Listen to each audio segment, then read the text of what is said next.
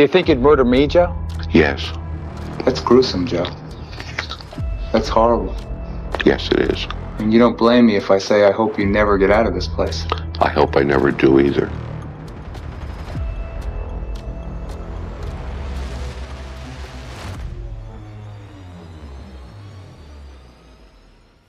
This man that you just saw is Joseph Kallinger, a very disturbed man that committed his most horrific crimes with the help of his very young son, Michael. Joseph Lee Brenner III was born on a cold day of December 1935 in Philadelphia, Pennsylvania.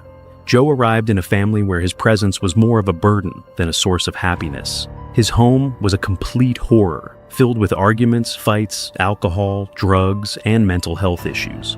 To make matters worse, his father, in an act of cowardice, decided to abandon the family, leaving his mother with anxiety and depression. She couldn't take it anymore, and just 2 years after Joseph's birth, he was put up for adoption and taken in by a couple of Austrian immigrants, Stephen and Anna Kallinger. This is why he is known as Joseph Kallinger. Finally, Joe could enjoy a normal childhood with a good European family. But nothing could be further from the truth. The adoptive family was much, much worse than the previous one. It was everything multiplied by 1,000. It's something I wouldn't wish on my worst enemy. Shortly after arriving at his new home, he began to suffer brutal punishments, leaving him with an hernia. The little boy couldn't ride a bike, go to birthday parties, or celebrate his own. He couldn't play with his friends or the neighborhood kids either. His obligation was to go to school, and after that, work in the family shoe shop, the only profession he would pursue in the future. His adoptive parents used to make him kneel on sharp rocks, lock him in the closet, starve him. But this was the mildest of what they did to him. The rest is so horrific that I can't even tell it in here. At just 11 years old, the little boy starts stealing money from his parents to take neighborhood kids to the movies in an attempt to make friends. But his parents realized what he was doing and got punished. And that wasn't the first time, because Joseph was so desperate to make friends that he preferred to suffer.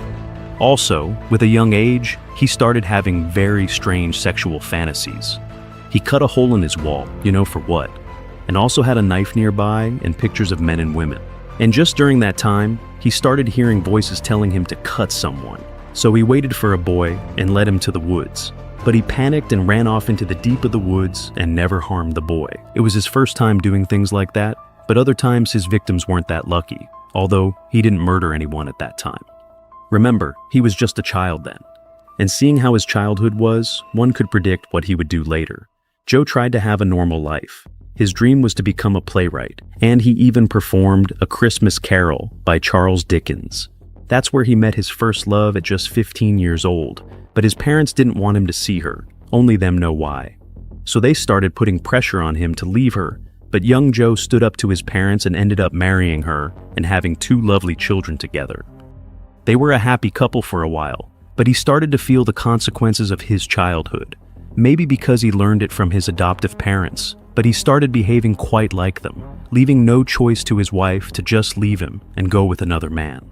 After the divorce would come his first hospitalization, being diagnosed with amnesia, faintings, sexual anxiety, nervousness, and even mild sadism.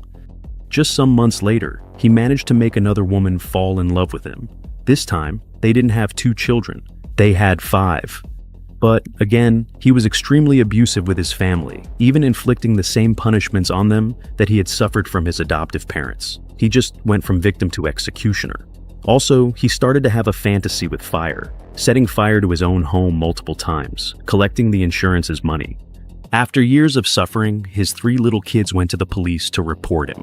They told them absolutely everything, so the police went to the family's home searching for Kallinger. Not surprisingly, he denied all accusations. But what's more surprising, his wife Elizabeth did deny them too, covering her husband's back. But anyways, it didn't matter. The shoemaker was handcuffed and imprisoned. While in prison, they conducted another forensic exam, concluding that he had a kind of paranoid schizophrenia, so doctors suggested that he should be sent right away to a psychiatric hospital. But despite the doctor's diagnosis, the court decided that he was fit to stand trial, being sentenced to almost a year in prison. He didn't even complete it. After just some months, he was walking the streets again. He arrived home, and those poor kids were terrified of his dad. Again. So, to avoid horrible things, they had to send an affidavit saying that they made that up. The court believed it, so they canceled the sentence and criminal record, including the psychological treatment recommended by the psychiatrists. Worst decision ever. In the following year, Joseph suffered a psychotic break and began to hear the voice of God. The voice that he named Charlie whispered to him to massacre the whole humanity, in its entirety. A pretty tall order for one man, you might think. Well, Joseph didn't. He decided to follow the orders. It was 1973. And Joseph started planning his macabre plans, but he needed a sidekick, a trusted person to help him carry out his idea without being betrayed. And what better than his son Michael, one of the kids that went to the police? He was a seemingly normal child, yet manipulated and a victim of his father. "I'm glad I did it, Dad," the teenager told him after the perverse request. And this is how Michael became an accomplice to the crimes and the best assistant of this disturbed serial killer. To be honest, he was enthusiastic to do that with his father. So, was he really a victim? Their first victim was a young Puerto Rican boy who was kidnapped and dragged to an abandoned factory. There, Joseph used that boy as an object to teach Michael everything about their new mission. So it was incredibly brutal and slow for that poor boy. And after hours of suffering, they finally murdered him. But this wasn't even their most disgusting murder. Just after some months, Kallinger killed his own son, Joey, drowning him and throwing his body among the remains of a building. The shoemaker waited a few weeks to report Joey's disappearance to the police, but they didn't suspect him since his criminal record was non-existent. Police started a thorough investigation, finding the body of the poor boy near the Kallinger's home. But Kallinger made a mistake. His impatience led him to claim a $45,000 life insurance policy just after his death, a life insurance that was issued just shortly before the boy's death. So, the company that was suspecting foul play, it was quite obvious to be honest, didn't pay out the claim and alerted the police. This made the detectives investigate, and although being convinced of the father's responsibility, they never found evidence to link the father with the murder. You murdered your own son? Yes, I did. Why did you do that? He was a sacrifice. I was to murder 3 million people on planet Earth. And he was a sacrifice to see if I could murder one of my own. At the end of murdering all the people on Earth, I was going to murder my own family and then take my own life and become God. Like father, like son, they did horrible things to defenseless people, and they weren't caught, so they felt unstoppable. They felt that they couldn't be caught, so from then on, they both started a tremendous hunt in which, again, looked for easy prey, mainly young women, whom they would attack in their own homes.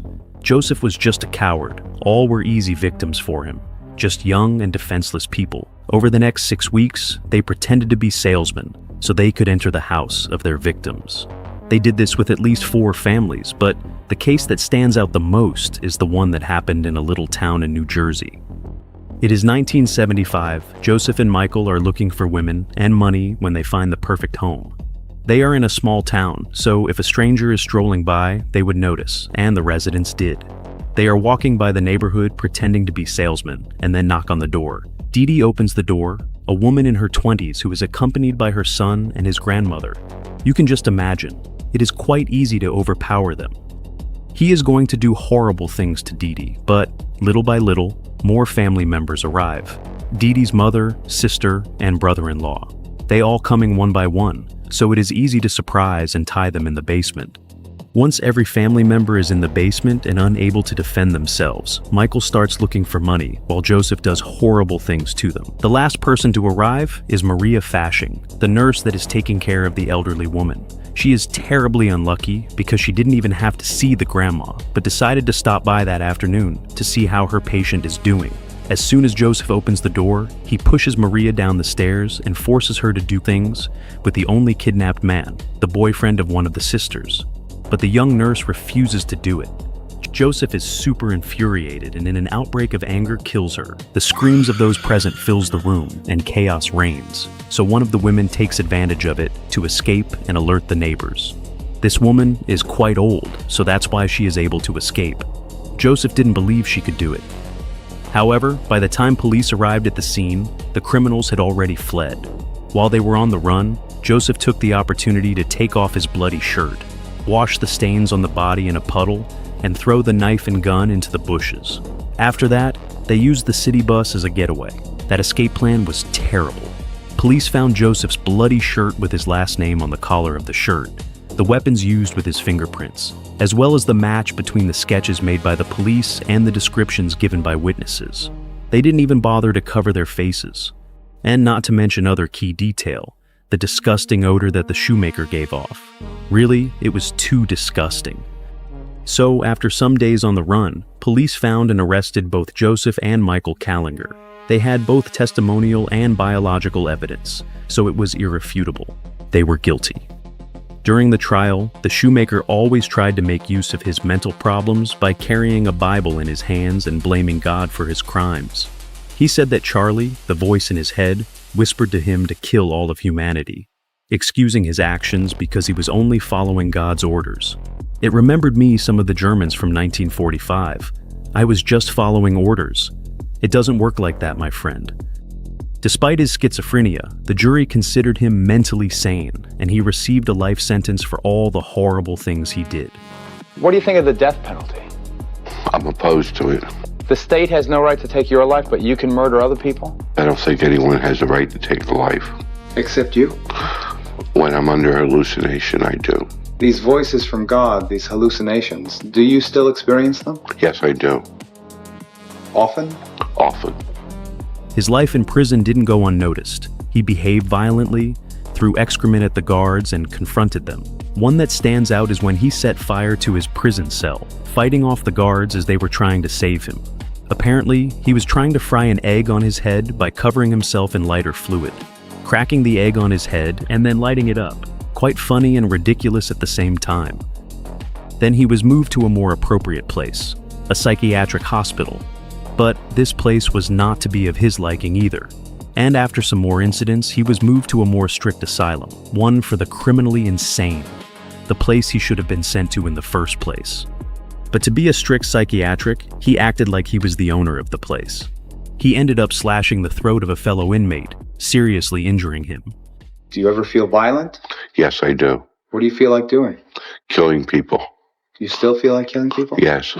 Describe the feeling that you get when you feel like killing people. Well, last March 11th, I was hallucinating, and I took a razor blade and I cut a man's throat.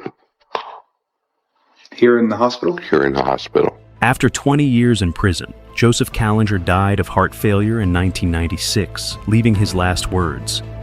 And despite God's promise that I would become God, today I am not God. All I am is a mental patient outside the world that fueled my rage. It's unknown whether or not Kallinger had replaced God, but I bet that if he did, the world would become a very interesting place. In case you're wondering, his little accomplice, his son, Michael Kallinger, was proven to have acted under the coercion of his father, so he was sent to a reformatory, but was released at the age of 21 and then got a new identity and vanished. Nobody knows his current whereabouts, so probably he's walking around in our streets. Can you imagine him as your neighbor? Scary. I'm a patient person, got a good listening ear, and try to help people. You're patient, with a good ear, and you try to help people. Yes. When you're not trying to murder them. Yes.